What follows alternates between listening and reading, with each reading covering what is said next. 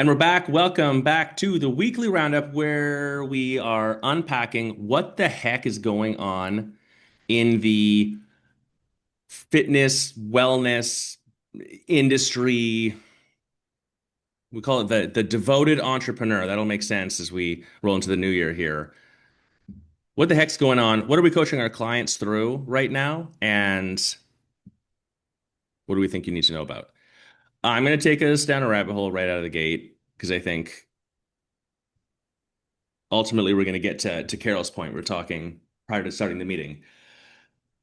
AI is shit's getting weird. We talked a few meetings back, and a big thing that came up at the summit, we had a whole session talking about AI and just like simplifying it all down.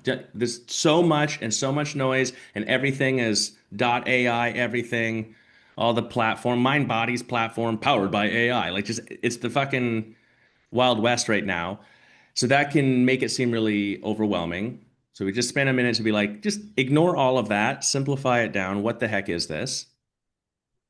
And one of the things we said was there's a literacy gap where there's a lot of people that not necessarily any fault of theirs or like that I would say it's silly, they're just busy, whatever, but like they kind of have their head in the sand on what this is, which to me is surprising because it seems very obvious that this is like the internet 1995.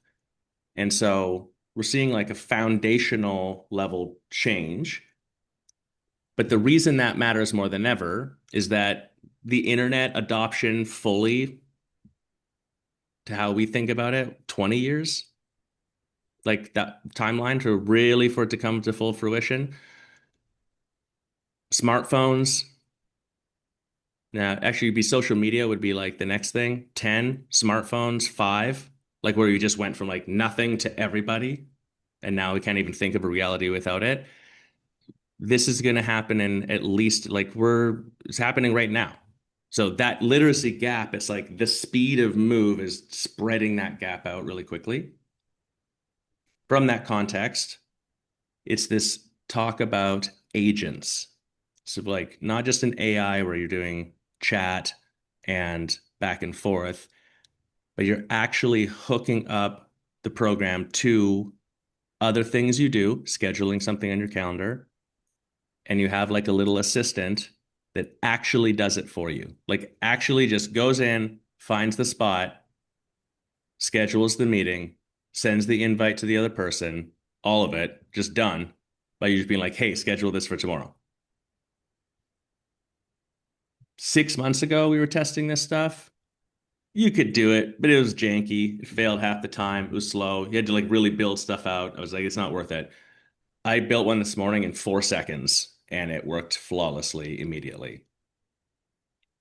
So I don't know where we're at in a year, but like the old school VA role of do shit like that is completely dead. That's gone. You have to specialize in some way.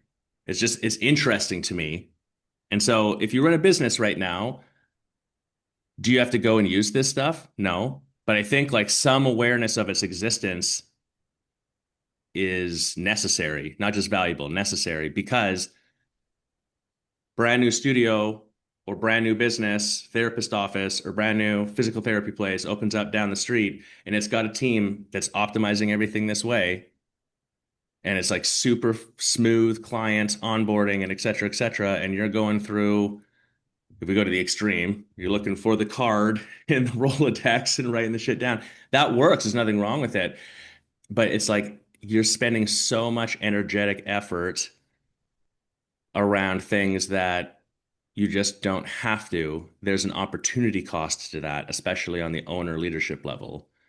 And so it's not just I'm a little better working than Carol. It's like if Carol's the person who's doing this smooth with this stuff and I'm the person old school, it's an exponential difference that we're going to start seeing, which means actually you could get out competed in a market. That's the part. I'm not saying that to be scary. It's just like that's what's happening here. It's the blockbuster thing.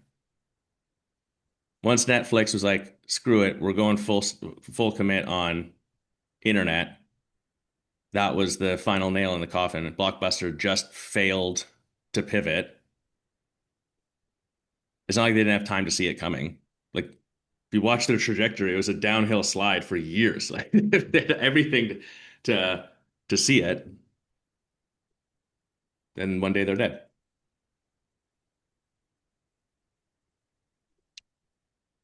I think it's really hard for studio owners or business owners sometimes who are really deep in, they're in the business to even have time to look at things like this to see how it could improve their business overall. So, I mean, that's where I'm working with a couple of people right now that even changing software, changing their CRM sounds like just the biggest hurdle in the world. And it's just everyone's really slow to adopt. So I'm not sure how, I think like we see it as coaches, like this, you have to ascend. That's why you have to have um, people doing for you and get to a level where you're actually working on your business first. And then maybe you task somebody in your business to like check out these new things or explore because I just don't know. I just remember back being a studio owner and thinking like, when would I even have fucking time to look at whatever Josh is talking about right now, you know? So that's where my mind goes when we start talking about these things. It's a hard, everyone's in a different place as an Yeah. owner. It's really hard to figure out sort of the time and where is your time and effort most effective? Where should you put that energy? So Yeah.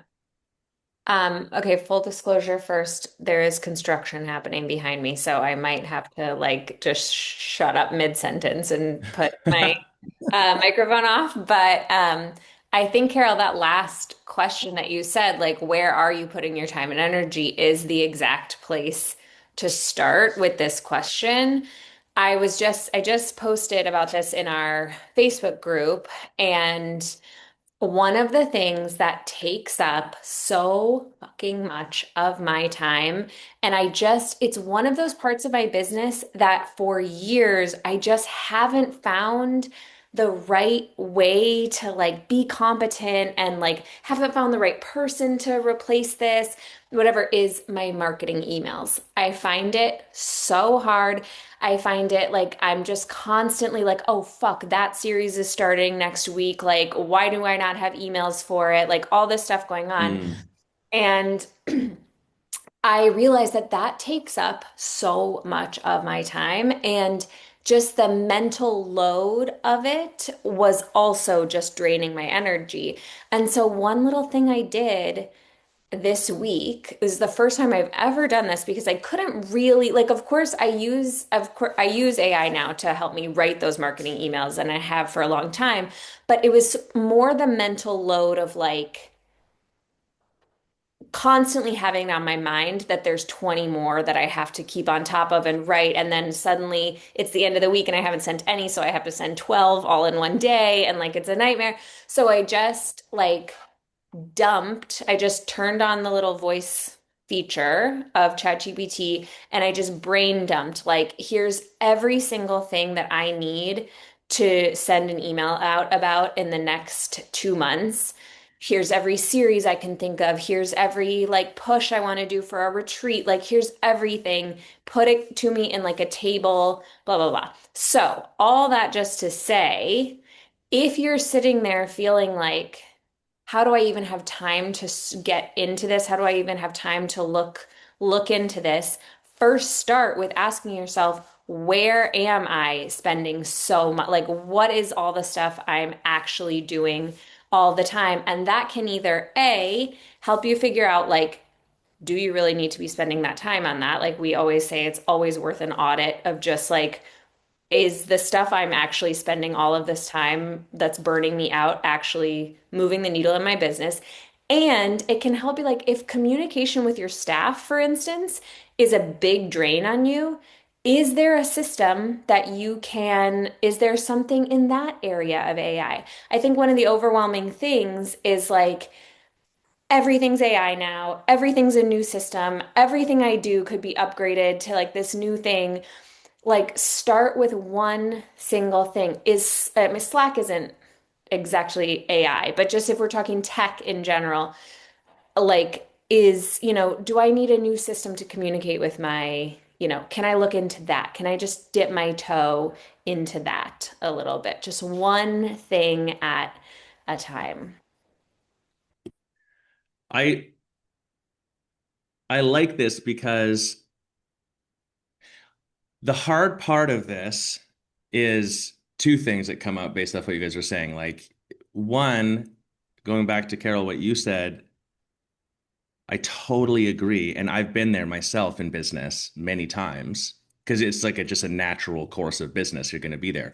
But it's that sensation of I'm stuck working in my business. And even if like time load is the way we describe it, but what we're talking about is like cognitive load. It's the energetic exchange and stress sensation of the business that is the suppressive force and time as well. But sometimes what's funny with an owner is we'll do time tracking and see like we're trying to uncover like where are you spending your time so that we can optimize it to get you working on the stuff that's going to move the needle. We track it really well and they're like, yeah, I'm working 50, 60 hours a week. And we track it and like, actually, it's like 32. It's like there's actually, and not no judgment. It's just, but it feels like whatever because in those 8 hours more that are actually available in a regular work week, you're not doing something, but you think you are because it's the weekend and you're at home, and instead of playing with your kids, you're thinking about the business. And so it's like until you can escape that, the sensation of exploration and creativity and research and these other things will always feel like an impossibility. And so I guess to that, I would say if you're feeling like that, like if you ever look yourself in the mirror as an entrepreneur and you're like, I can't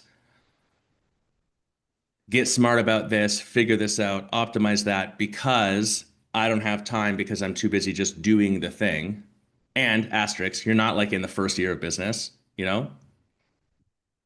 Uh, that should be a wake up call. Like you should take that, and I say this from a place of love, I promise. You should take that as a punch in the face. You're fucked. You are in trouble. That is a major flag.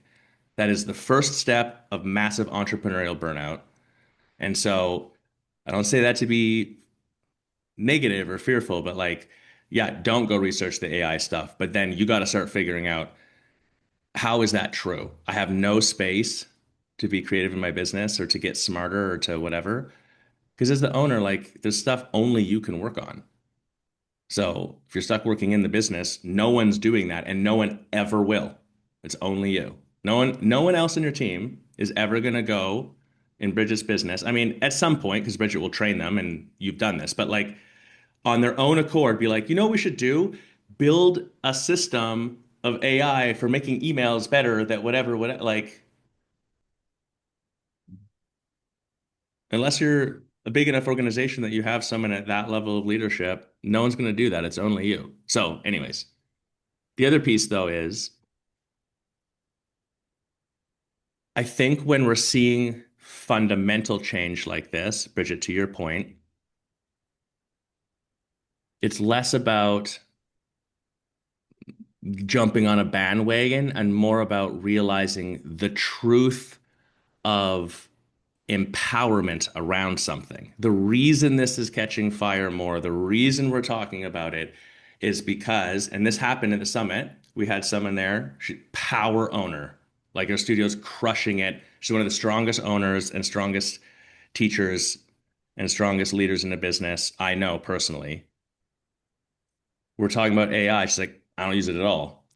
She text messaged me personally the week after the summit, and she's like, I just wrote more whatever blog post or whatever she was working on today than I have in the last month because I started using this system. She's like, I'm in love. Like I'm addicted now. It was like that's all it took was this one thing. And so it like unleashed her creative power. That's why I think it becomes sort of an immediate question. Like, is there something here that can help me with automate or speed me up or unhandcuff me in some way? It's funny, I also started to feel like I don't want to feel like sometimes I feel guilty because it's so easy to use. Like, am I cheating? Yeah. It's like this weird Yeah. My God. sensation. Like I should write these all myself because that's how, I don't know, there's something weird in my brain that sometimes makes me think like it's okay. I have to like tell myself it's okay to use it. It's not cheating. Yes. I think this all the time, Carol, and I always this is how like this is how I ground myself back in reality is I think about the fact that this is what wealthy CEOs do. And they have for years, but they go to their assistants and they say, "Hey, Yeah. I've got this idea for a blog post. Can you please write it? Here's the main gist." And then the assistant painstakingly types it all Yeah. out. This is a playing field leveler. I love Is that, Yes. Bridget. Yeah. really Yes. what you have to think about it as because do you think that Mark Zuckerberg is scheduling his own meetings or like writing anything ever? No, he never does that. He For doesn't order decades. his For own decades. food. Yeah. He does right, yeah, for Yeah. so long. Yeah. He doesn't buy his wife gifts, like there's literally he Yeah. does nothing himself. Yeah. And now and so and the truth is he actually does have the money and time and freedom to and whatever, I don't know his kid. He's probably a busy guy, but like he has the freedom that he could actually pick those things and do them if he wanted to or whatever. And the mid-sized studio owner is sitting there completely burnt out, buys all of her kids' presents herself, is on the PTA, doing carpool, like managing everything in her life by hand. And she has to write her own GD blog posts and, write her own freaking marketing emails and schedule her own meetings. Like, it's not fair. This is a playing field leveler. Yeah. Is what I like. I absolutely agree. And it's part like tech in general has done this. That's what the internet did with knowledge in one version. This is also up leveled that where like now access to knowledge and education of knowledge is like it's why education in general, school systems are being massively disrupted right now. And great because they're like ripe for it. That industry is ripe for that level of disruption because it'll force it to get better at actually educating humans. But anyways, I digress. The point being, yes, leveler because of sudden access and stuff. That part of it's cool. So if you embrace that, the there are two pieces of this. They're going back to the guilt part and like wanting to use this or not and how that feels. A great example here, being in Mexico, is tequila. Tequila is a very special spirit. It's very traditional. It can only be certified if it's made in one of like five different states specifically, including the town of Tequila. And the larger brands that are considered premium, they like have mechanisms of making it, but they still try to keep some tradition of how they do it. But the real boutique brands, the like, if you're a tequila snob brands, are literally, I'm not fucking kidding you, made how that was made 200 years. Like they have a donkey pulling a stone wheel to crush the piña. Like that's what we're talking about. And they can only make this limited amount of batch, and they only distill it in this old school copper thing that like they has been going for whatever, and blah blah blah blah blah. And those are the most valuable ones. Now, there's a supply and demand element of that, but the snobbery of it is thinking that that's better. Now, also, I think that it is actually, but isn't that interesting? Like you're doing everything as hard as possible, and the perceived value of it goes up as a result of that. It's called the effort heuristic, we have a bias to assume that if something takes more effort, that then it is more valuable. So if it was harder to create, then it must be better. And when you suddenly be like, man, it was so stressful for me to write these emails, and it took me 3 months to write this pipeline and put it into Brandbot a few years ago, and now I can pump that out in a day. I'm cheating. And like this internal thing happens. That's why this is fundamentally so fascinating. It's like a literal, like leveling the playing field. It's a literal restructuring of this stuff. It's going to restructure, has already, our value system around things. Some of that will be interesting to see how it plays out. Some of it, I think, is really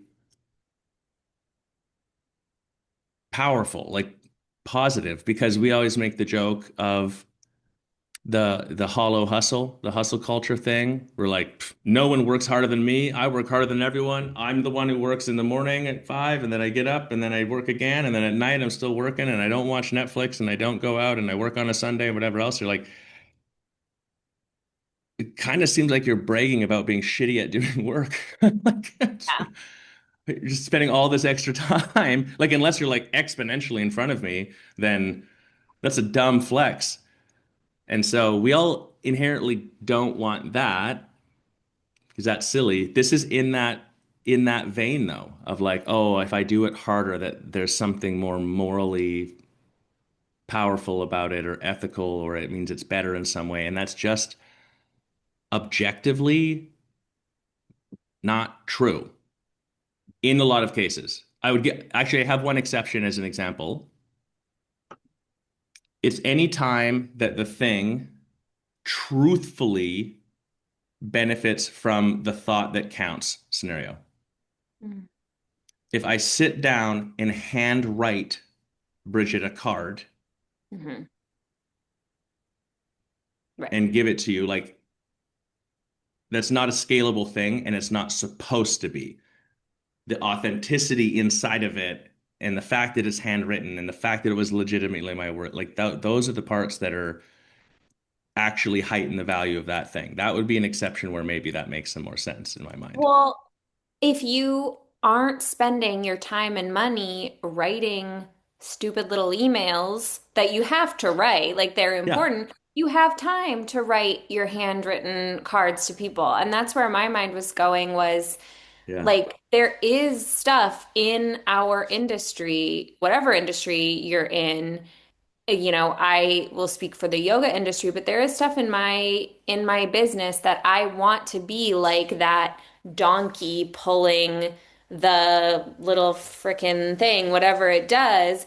And that's the actual craft of teaching yoga, the experience that my clients have on our retreats and in our trainings, the Mm. experience my clients have in the room, the quality of my teachers. I want that to be like that, once in a lifetime tequila tasting, that comes Yeah. from that premium stuff. But if I am spending all my time at like writing emails and I'm spending all of my team's resources, I'm spending money on having someone build out my Google ads and my meta ads and my funnels and all that kind of stuff. I don't have the time and money to pour into those things that I want to be truly premium experiences. It's such a good point. That goes back, Carol, to what you were saying of like, if you're overloaded in these areas, it doesn't seem even possible to do this, but that itself is like the amplifier of the same point of like, you could do these other things that are probably your area of genius. They probably feed you.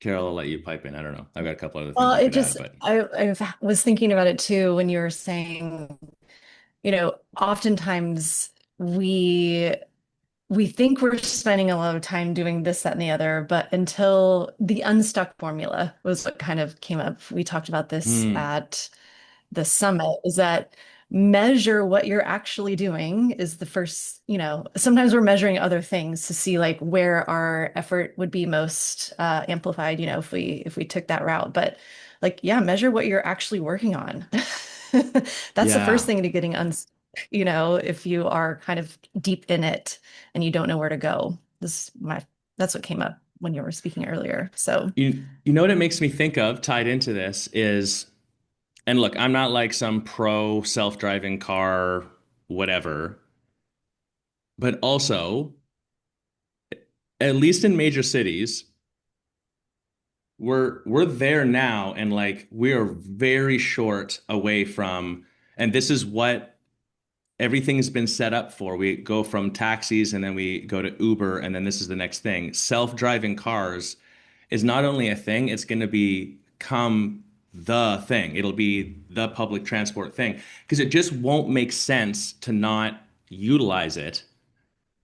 And now, the cultural impacts of that and what that means aside, we have a bias that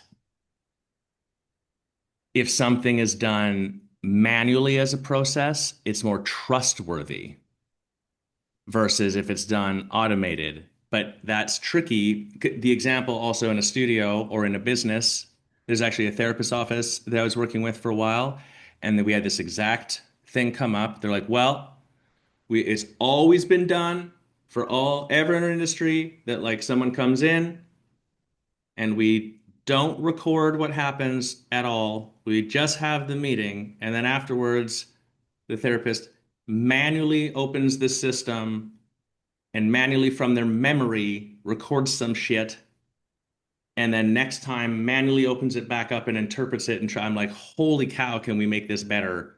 And we can cut an hour minimum a day from your therapist's effort. They're gonna love you.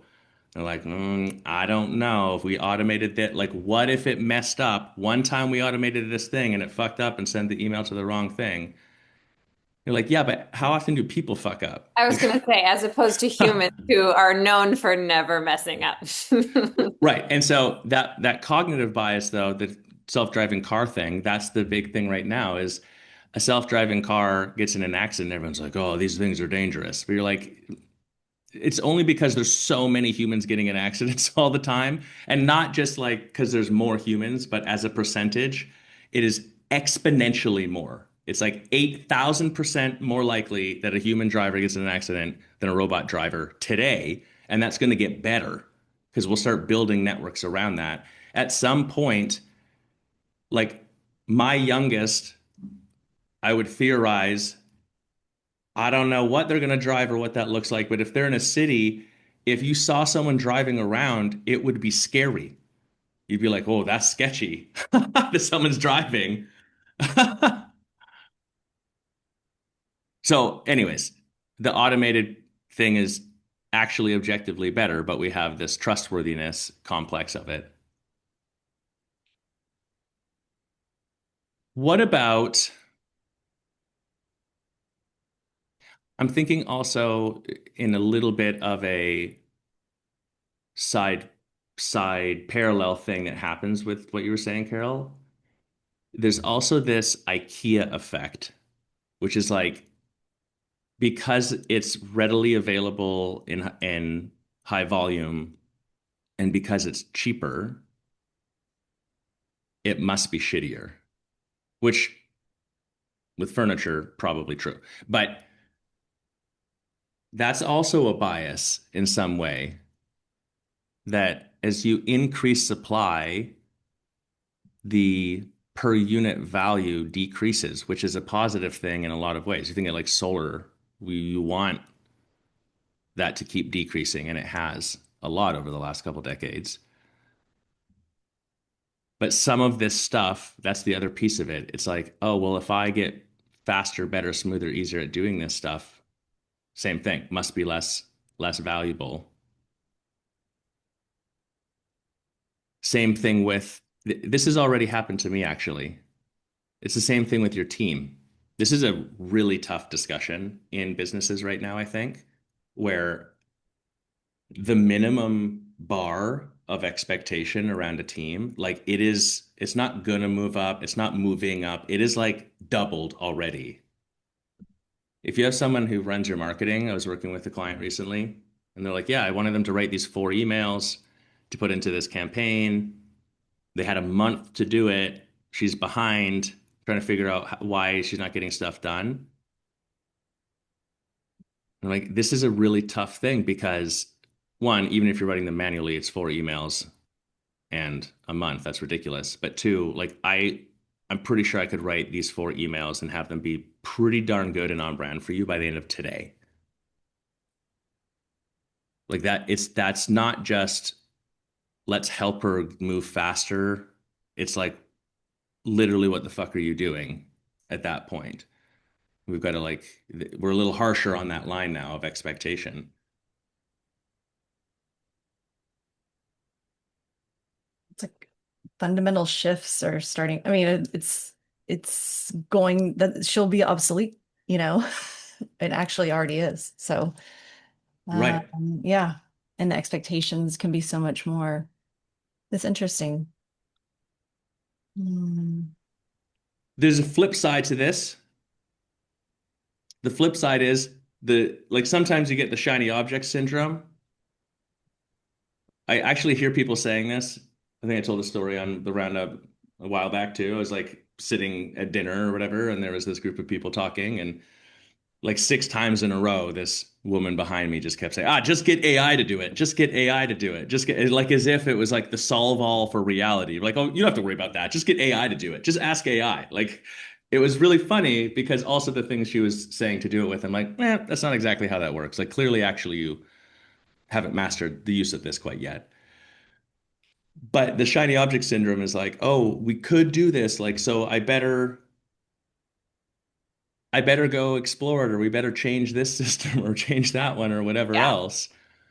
When you're just like ignoring the other things, this is a long-winded way of saying, then we forget the value of some old school stuff, some super manual, just head down, ass up work, pound the pavement, or super sort of what's the word I'm looking for, Bridget?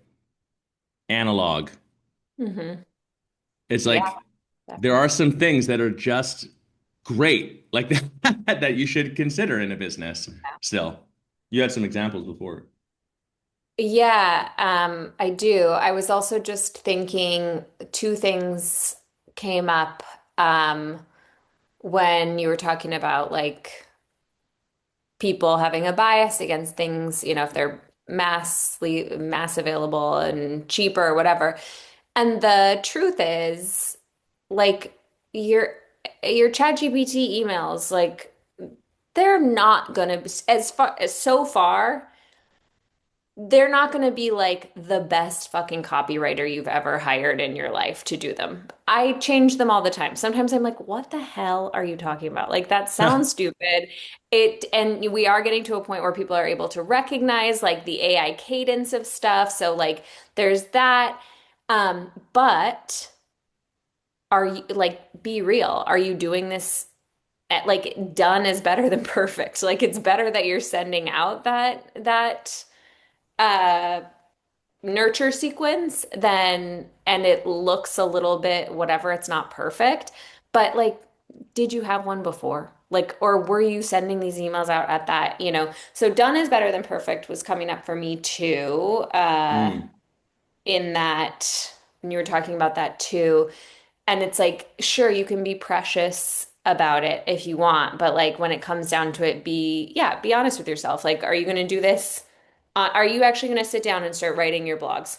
Like, I'm not. Yeah. I'm not going to sit down and start writing a blog. Is So if you that the don't say thing that, to put your manual yeah, analog effort into? Probably yeah, not. yeah, I, I exactly. would The hell you want to I would die? actually just slightly challenge the comment on like that they're not good because you're 100% right. If you just be like, write me an email for this, it's going to be Yeah, shit. yeah. I mean, it's going to be better than what a lot of It's people gonna be better write. than what a lot of people can write. 100%. But Yeah, if you understand copywriting and you want to do it in a specific way and you have a bigger strategy for brand and tone and whatever else, it's going to be shit. yeah. The skill is, and we would say prompting, but I actually think that that's not going to be the Yeah. skill itself because you can use AI to figure out the prompt. Actually, we were talking at the summit that like the two super fucking powers right now, and I believe will continue to be for a long time because they're very human based, is discernment and Yeah. critical thinking. Yeah, exactly. Hmm. So the creation of writing the email isn't very valuable, but if you can appropriately understand why you're creating the email, to what end, the feeling of the email, Yeah. if you can articulate that, if you can then look at it objectively and be like, no, it's missing this and it's got to change that. If you can get it on tone, like it's like you're co-working with it, then Yeah. you can create something that someone who is a mediocre level copywriter is producing what 2 years ago Totally. was upper echelon of copywriting. Yeah. Um, so a little bit of, but Yeah. that's the thing is like it's a skill shift by itself. Yeah. The AI is not good. Yeah. One of the reasons why, let's circling back to the very first thing I said about how I've been trying to crack this like marketing email nut for almost a decade now in my business is because I am better at it than anybody I've ever hired because and with AI too, like my manager, like yes, she uses ChatGPT. She knows how to go in there and be like, write me an email for like our upcoming prenatal series. But she can't be like, no, that doesn't sell it at all. No, that subject line doesn't make Mm. people open it. Like, like the deeper sort of understanding, and that's something we're working on, and she's amazing and all that stuff. But like I understand my business so deeply and intimately in a way that so far no one else I've had on my team ever has. So you are able to do that discernment thing. Um, and yeah, yeah, I guess that's the point. I think this actually takes us in a slightly different direction, which is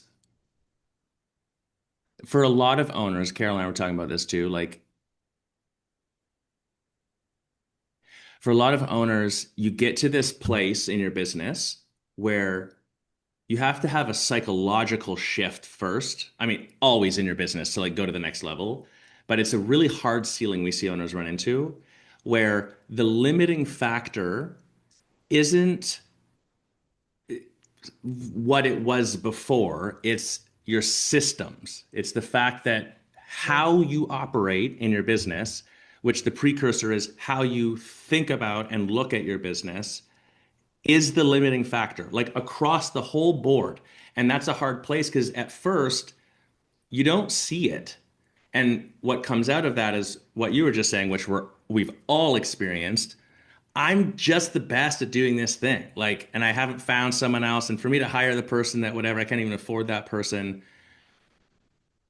So we're like asking the question of value on that and who should do it. And I'm the best, so therefore I should do it. Instead of flipping the script, like there's at some point, which is you stop setting goals and you start setting systems. Mhm. You start asking the question, how is it possible that I'm experiencing this frustration or this person can or cannot do this or whatever, whatever, within the environments and systems that I have created? How is that possible? And what you immediately realize is I didn't create an environment or a system for this. We don't have any definition around this stuff. And what you just said too, Bridget, I totally agree. But you, as the owner of a business who've been doing it for 10, 20, 50 years, whatever, you actually have all the systems and knowledge. They're just all inside you. And so Mhm. the thing that you don't even think about, you're like, well, I would just look at it and be like, that's bullshit. Do this, do this, do this. Like you acquired that over time. The action then becomes, I need to take all of that knowledge and wisdom out and turn it into something that someone else can actually use. Up until this moment, that was extremely difficult, Yeah. super laborious. and still required an insane level of oversight, training, management, etc. It was still worth it in some cases if you really want to go to the next place. But now it's still the value of it is the same, but now your ability to do that is exponentially easier.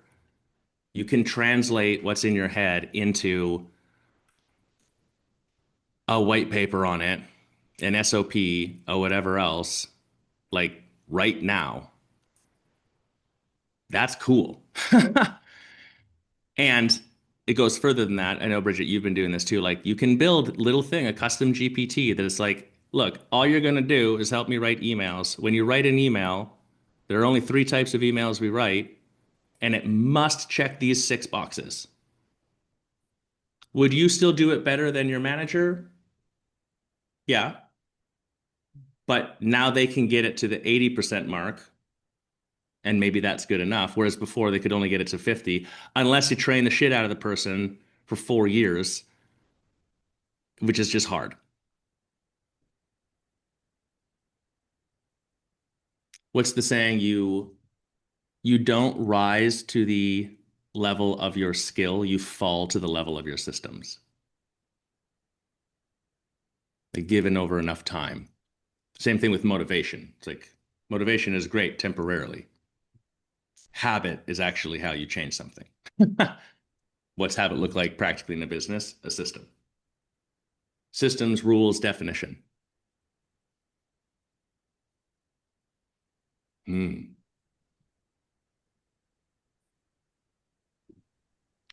Well, I was skeptical that this could turn into what I was going to talk about, but I actually am seeing a very clear line. So, one of the things I brought up before we jumped on here to talk about today was about something like on the opposite end of the spectrum is these like very analog thing, like getting in front of real people, real faces in your vicinity. So I was talking about like when the Chamber of Commerce calls to ask if you want to do a booth at their like neighborhood fair or like we're gonna have a little table at our neighborhoods or our business association's like holiday lights bike party or whatever, bike-a-thon, something. Um, and what I was thinking about as we were talking about all this tech stuff and about like sort of that line between, being like too depersonalized and feeling guilty, like Carol was saying, and like just being so online and it made me think about how if you can get both, like if you can get both of these things going, where like you are very online, you have all these systems for getting in touch with people, you are running maybe your Meta ads or your Google ads, or you're just having great organic social media. So you're getting in front of people while they're on the phone or while they're on their, scrolly device. And this is an area where you could spend some of that time that you're saving is actually that face-to-face touch point with people in real life. And one of the things Josh mentioned recently when we were talking about like where to start with a business that really hasn't put a ton of effort into like real marketing yet, and that's sort of where they're at in their business is they really want to get, more people in the door as we hear all the time is I think you said it like make it impossible for people to not know you exist. And for that to happen, I really think you need both. You need that internet presence, of course. Like, I'm sorry, you do. You need to have a great website. You've got to have your Google My Business shit on point. You've got to have social media presence so you look like an alive, awake business that actually exists. And and I was just thinking about how I'm running all these ads right now. And I'm really hoping that at this little booth that we've got set up, where like 400 people of our exact, like the exact person I want in my business, women aged 30 to 55 or whatever are going to be at this thing. I would love it. And wouldn't it be like such a perfect puzzle piece coming together if they had been seeing my ads for the last few weeks and like, oh, that seems nearby, whatever. Seeing them like keep getting served my ads. And then they saw our little booth at the, holiday lights party or whatever. Like that's a perfect storm for making it impossible for people to not know you exist. So, I'm dying to hear, Carol and Josh, what you think about these in-person things. I've kind of given away my opinion. I obviously have other thoughts, but is it a waste of time to do these in-person events? Or is it amazing? I think the key to that, everything you were saying, Bridget, is that you have identified an event where your avatar, your key avatar is going to be. Because that's where I think people get stuck. Like they sort of spread themselves thin going to all these different things, and it's not targeting the Yes. people that are actually interested in their business. So I think you're right. I think it would be absolutely the most powerful thing for somebody to have seen you online, they've heard about you from a friend, they've driven by, and then, oh my gosh, I'm at this event and I met the owner. Like that would be amazing. It'd be super powerful. It's just, I think I'm thinking back to early on owning the studio and going to a couple of like health expo events. And I The was like, health expo is oh exactly what I was thinking gosh. about. Yeah. Like, No. no. And I think it turned me off from doing like anything ever again. Yeah. So I just think, like you said, like you were saying, you've identified where you think like a lot of the right people will be there, and that's the key. Yeah. It's a really good point. Health expos, you're right. Holy shit. I was the keynote speaker at a health expo, and my ego fucking loved it. I'm like, oh, this must be awesome. Zero leads off of it. Like complete waste of a lot of money too. Like a lot to have a booth and whatever. But anyways. Um,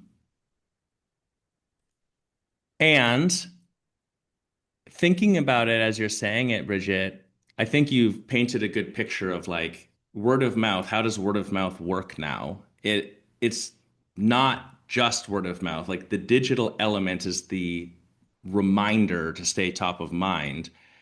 And so either I see you digitally first and then in person is like a super amplifier, or I experience you in person as a result.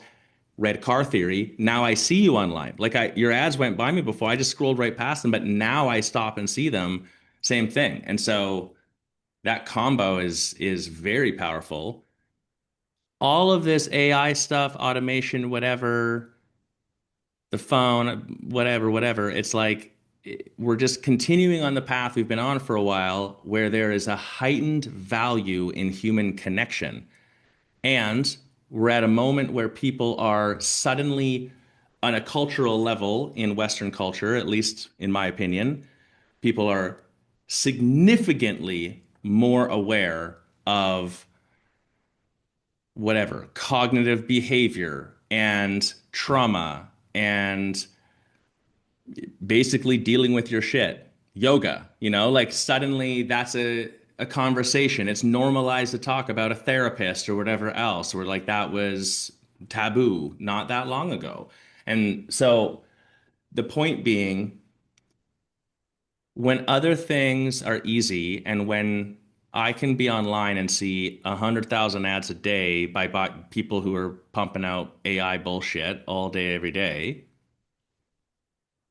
but then I meet you and my feeling, there's an experience I have with you, and my feeling and my connectivity of that feeling, which is an amplifier, is something that's really positive and strong and powerful. I will get very excited about it. And then even if I don't patron your business, that energy, that word, everything else like spreads into your market. And so that's where in person has potential power that is, I think, more true now than ever. So I think super smart. Now, does this mean go spend like thousands of dollars to have a booth at this, that, or the other thing? Maybe not from an investment standpoint, but like participating with humans locally doing something is valuable. I want to put a huge asterisk on this, and has always been true. It's just more true now than ever. We do this when we go to events, like we go to this yoga expo and a couple other events that are around. Just being there, like I'm here and I exist, and here's my sign. And like if you decide to come up and ask me a question, I'll answer the question. Hmm. If that's how you behave, you're gonna think what I'm saying is bullshit. Yeah. If you're gonna be in person, fucking show up. Yeah. You're doing this bike ride thing and you just put a little sign on and just ride along. No, Yeah. you'll get seen, but like that's not what we're talking about. The interaction part is the powerful part. You need to do everything in your power to be magnetic, make enough hoopla, get people to look at you, and actively solicit conversation and engage people. Yes, totally agree. We always have like the party table. Like everybody's always like, I came over just because there's so many people at this table. Like, what are you? Hmm. And so I have a couple practical tips for if you are going to do one of these things. Like Josh said, don't just show up. Don't just be like, you can buy 3 weeks for $55 if you want. You can get your first month for 79, whatever. Give them an amazing deal. Talk to them about the neighborhood. Like, you do not have to have a ton of money for this. Like, get a cute little tablecloth, like, a little banner or whatever. Have it all in your color that's like bright and exciting. And then bring your most bubbly staff. Like bring the funnest ones you have. Do not just leave the quiet ones at home. Like just they don't need to come. Like they're not going to be any help. Bubbly, and then give them an amazing deal. We always do like a super discounted intro offer. And we sell tons at these things. Again, it has to be the right thing, like a hyper local, something that's gonna have like your Lots demographic of people. there. Yeah, that's gonna have like people like that's why they do so well for us is because we always go to ones like that are literally for our neighborhood. And we have very dense populated neighborhoods in San Diego. So, it's like when I say neighborhood, I'm talking like a lot of people. But yeah, go, but like find out, like if you're not on your, like, if you're not on the list of like the business association, I don't know about other places, but I think our business association dues are like $50 a year. Like it's nothing. And then they email us when they're going to have little things. We have a great business association. Not everybody else does, but like they're usually the ones who put stuff on. But we do another one that isn't part of that business association. Just go and have fun, have something fun there. Some people have suggested to me, I think this would work if maybe you aren't like an outgoing person and you maybe need a little help. Like you could do like a big spin the wheel thing, or you could do some sort of a contest, like do a yoga pose and get, a free hat or whatever. But like make it fun and exciting, sell your intro offer really cheap, and just to everybody who comes up, what like our line is always like you live in the say it to them back like you've wanted to try us out, you live in the neighborhood, why wouldn't we get you set up with this really cheap intro offer today? Like it's just crazy, like let's do this. And it's great. And the last thing I want to say about it is some of it I have found is a bit of a long game. Like you can't just go once and expect that to be like the end all be all. One of the things that has helped us over time, and this goes for like all marketing, but I think especially in person stuff, you just have to keep showing up, like be part of the neighborhood, be someone that comes every year and shows up to the different things and posts about these events on your social media or whatever. It's a bit of a long game, and I will say I can think of 4 or 5 members that we have off the top of my head who've been with us for a year, 2 years, 3 years even, who we got from those fairs. So even though the intro offer sold really cheap, doesn't convert at our normal rate, because it's people in the neighborhood, like those are your lifelong members. And so even if it is only the 4 or 5 people I can think of off the top of my head, each one of them has been with us for at least a year. That's 5,000, 6,000 bucks right there. And I've made my investment back from every single fair I've ever Yep. been to. It's so true. And two thoughts come to mind. One, this like ROI thing.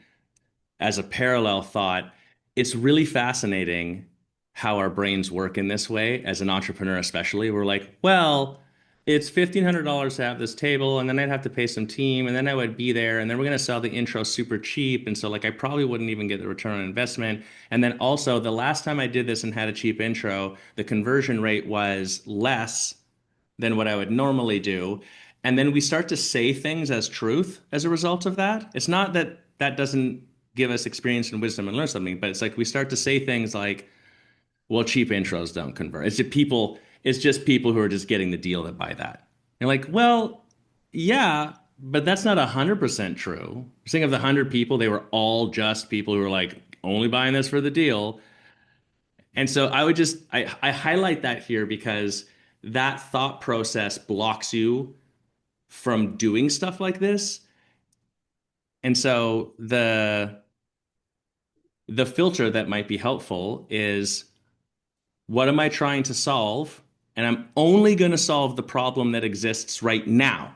And so I'm selling the cheap intro, and in a month or 3 weeks, I have to convert that person. That's a then problem. Right now, I need more people through the doors. I want to be known in my neighborhood, and I should get some people into my studio, cheap intro.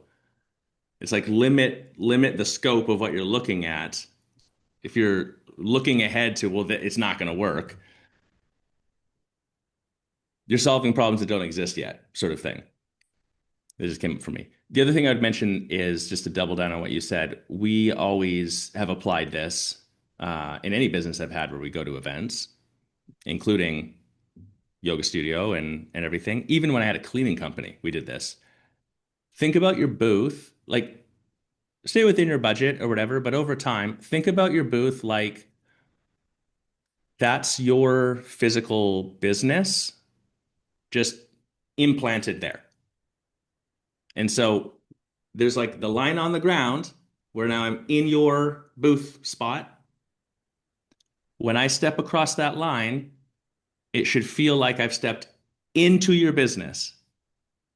And it's often you like put the table at the front, so we're all inside the booth and the table's blocking people from coming in and they're in the laneway walking. Flip that completely fucking the other way around. Put everything at the back, have it open, put a carpet down so like I step in, I'm standing on something soft. Hey, do you want a coffee? Here's a coffee. We got a free cookie, a mint. What have you done any yoga before? Here's this retail. Retail is your milk. You put the milk at the back of the grocery store. Your yoga pants don't go up front. They go in the back, visible, but you have to come in to go and look at them. Because then, like, now we're in this bubble of I'm in your space. Have a smell, have a sound. We got in trouble for this. We always put our music on and it's too loud. And they're like, you're not even supposed to have music. And we're like, come get it. But that's how, yeah, I don't know. That's my recommendation. If you just like look at it through that lens, that's not expensive. It's just a little foresight.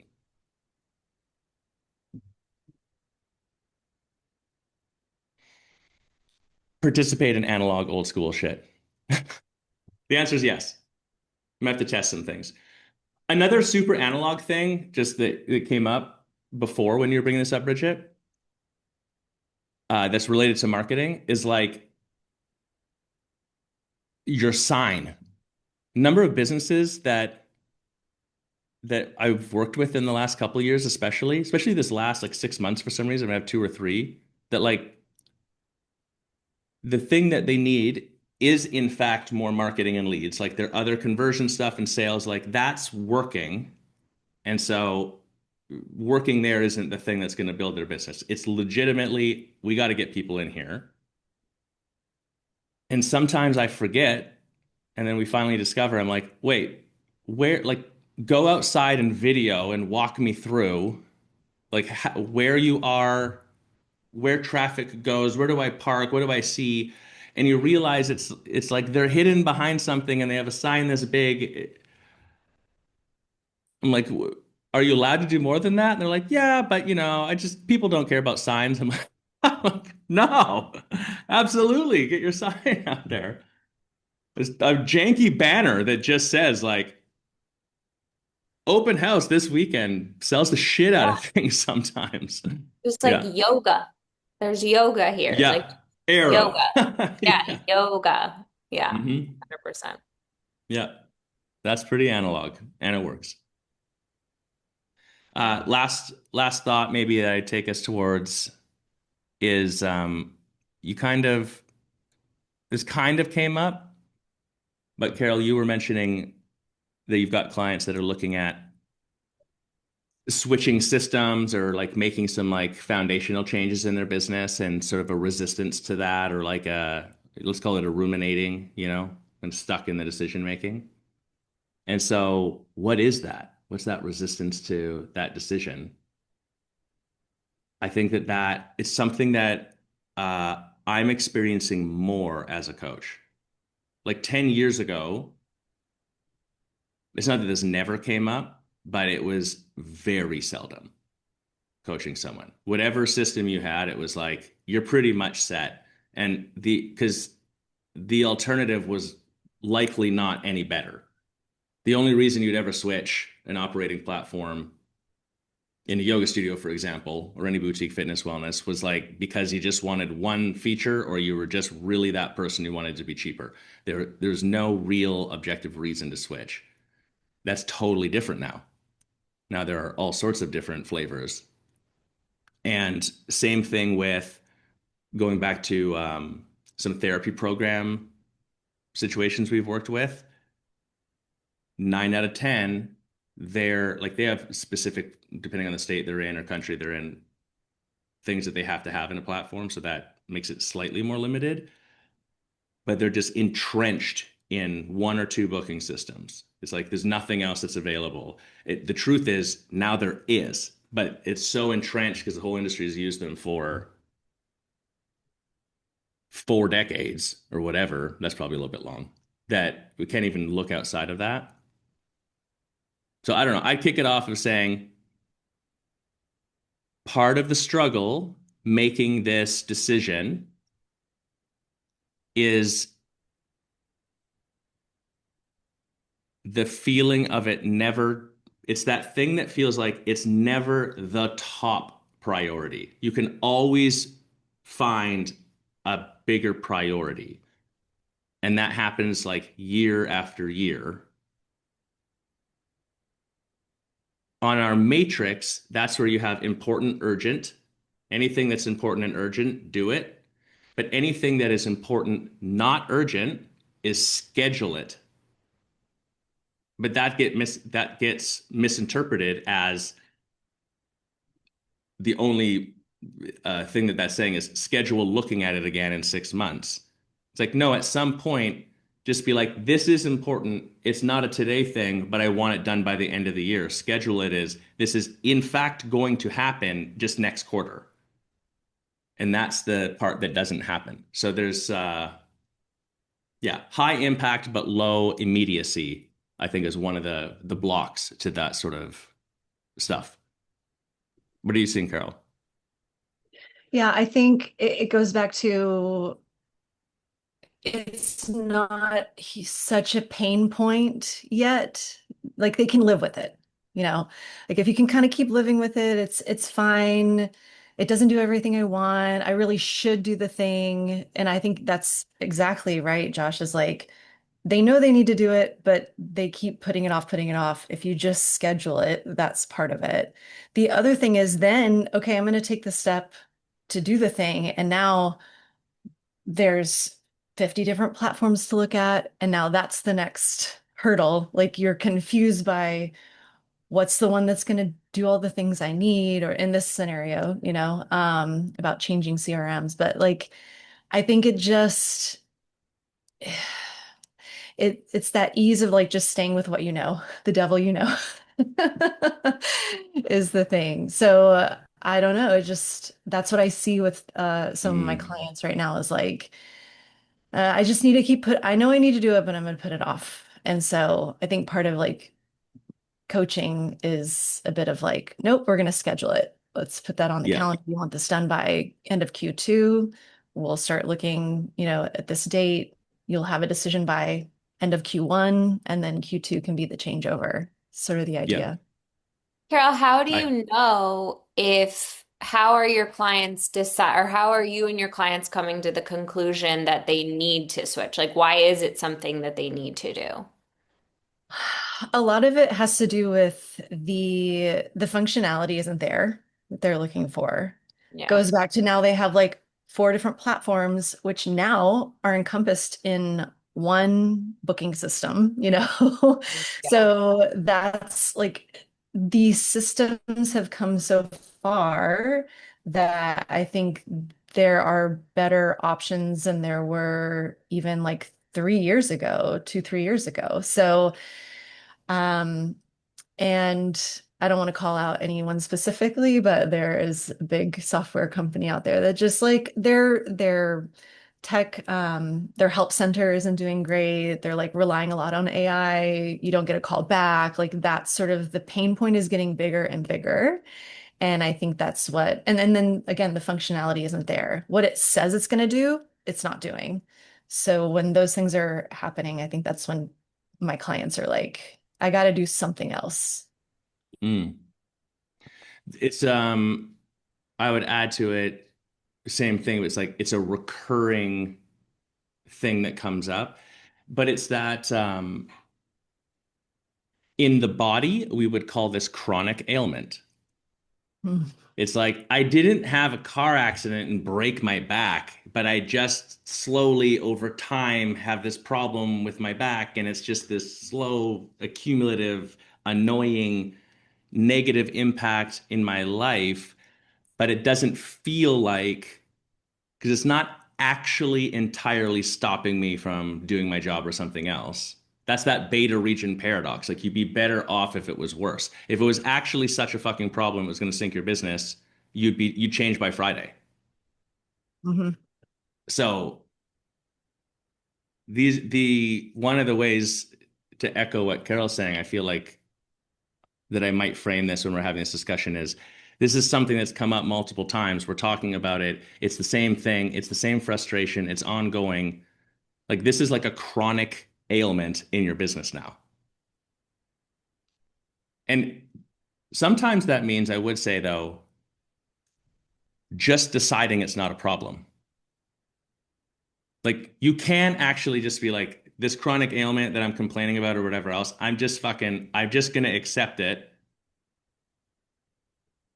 And like it's off the table for discussion. And if you can legitimately get it out of your brain, then great. Sometimes that is the move. Often not, because if it really is a problem, that's the other test. You do that for 6 months, and then it just comes right back up, and you're like, I can't escape this. I think that's how you get there a little bit. One one thing that I think is hard about these sorts of decisions in business is like the sunk cost fallacy. I've invested so much in this that I would be giving something up. I would be losing something to make this switch, even if I would be gaining something in the switch. I don't want to lose this thing, and I don't even know what I'd lose, but I'm like scared of that. There's a fear of that. The temporary downgrade fear or something. Like temporarily, we're not going to be as good at this system. I'm going to have to train the team. It's like maybe I won't be able to do this. We get too in the weeds. I feel like that can really block these decisions. Um, Yeah, that's a tricky one. You have to, I think, Carol, that goes back to what you were saying earlier. Like, you need clarity. And so it's a measurement question. You got to go measure something. Because So, the other part of that is like, you probably don't understand the true invisible costs of something like this. Like, if you started to measure it, actually, you're like, I'm making this phone call to try to get this thing fixed 2 hours a week. We missed of these 100 people, these follow-ups, we missed 10% of them. mhm. And our normal total conversion is only 20%. That means like could be a lot. We whatever took 3 weeks to build something that's you just push a button and it's done over here. That sort of stuff. We don't entirely see it because it's not 100% in what we're measuring. So if you start measuring it, suddenly the actual cost of what's happening might get way more obvious. A good example too would be on the client side. Like if it's hard for me to book an appointment with you or whatever else, you look at your Google Analytics and then you're like, I had 5,000 visitors to my website. I don't have 5,000 people in my business. So what's that about? And I can see that they get right to my booking page or whatever. Mhm. And then because of your system, it's like it's out of your control. It's just a shitty experience. There's nothing you can do about it. What's the cost of that? I mean, if you converted 1% more of 5,000 visitors per month, that's like, that might double your business in some businesses. Mhm.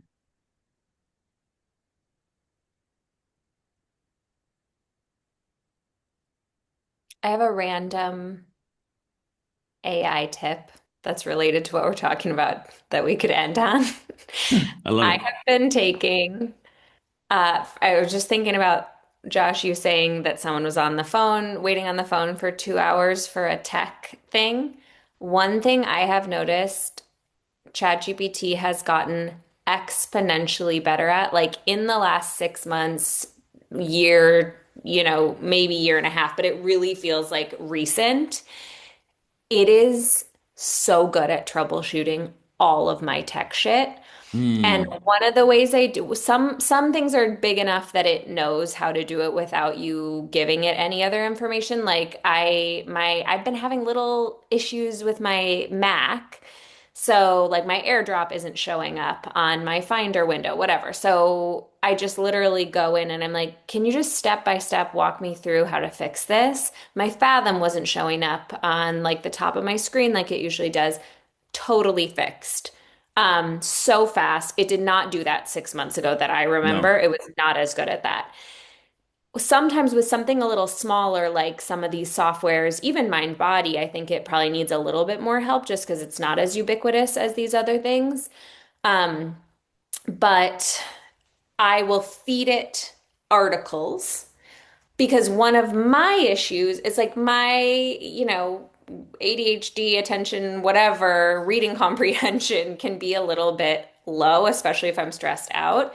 And so I'll take the tech, the article, feed it to ChatGPT and be like, this is way too much for my brain to take in right now. Can you just lay this out? Take me through step by step how to fix this. I haven't, yeah, like it's been so big for me. Again, a really big playing field leveler, you don't need to know, like, you don't need to be a tech wizard anymore to fix these things that I would never know how to get my Fathom to go back on my little top of my screen by myself. Like, I'd have to read through a million little comments on Reddit. And so, yeah, just if you are spending 2 hours on the phone with a support team, see if you can get a little help from ChatGPT first. And you know what that support team is doing while you're on the phone? Hey, they're Fucking, good. they are Yeah, fucking they're doing the same definitely, thing. That's yeah, what's happening. Yeah. 100%, yeah. Yeah. I actually really agree with this because the frustration of the past is the way SEO changed over the years. listicles and wikis and stuff like that for this sort of stuff would come up first, or deep articles from like a specific platform. And so you had to parse through all the information to get the answer. And so the doubled down version of what you're talking about is it's like, one, it can parse that information for you. And two, if it doesn't have access to it in some way, but you do, there are ways, depending on the help suite and what platform we're talking about, it's like you're not giving it one article, you're giving it 30 at a time because you Yeah, can download them in a certain way. And you're like, okay, now like plain English this shit for me. Because that's the other thing is technical exactly. language. Yeah. Like spend an hour being like, wait, what exactly does this mean? And like just talk to me like I'm an idiot in grade Yes. 5, and it makes it so much easier, and you just start actually doing something. Oh, and Um, you should screenshot as you're going through. I do yes, this all the time. I'll like with that Finder thing and my AirDrop not showing up. When I would get to a part where I got stuck based on what it said, I would just screenshot exactly what was on my screen, send it back to ChatGPT, and it'll say, "Oh, that explains what's going on here. You need to do this instead." Incredible. Life yep, changing. life Sorry. changing. And you're right, 6 months ago, Wasn't as not that great at it. Mhm. We talk about ChatGPT a lot because obviously it's the one everyone talks about, but honestly, stuff like this specifically, and then also writing, like technical writing, Claude is Mm, really fucking good. Like you will get a different thing at the mm, end. And so I don't know, I would just throw it on the table. Like it's neat to test out a couple different things yeah, too and just see what stuff definitely. does. When you look at, just because we're on that rabbit hole for a second, when you look at like Gemini, Google's AI, some stuff good, some stuff I don't know, whatever. I'm a little like mixed bag on it.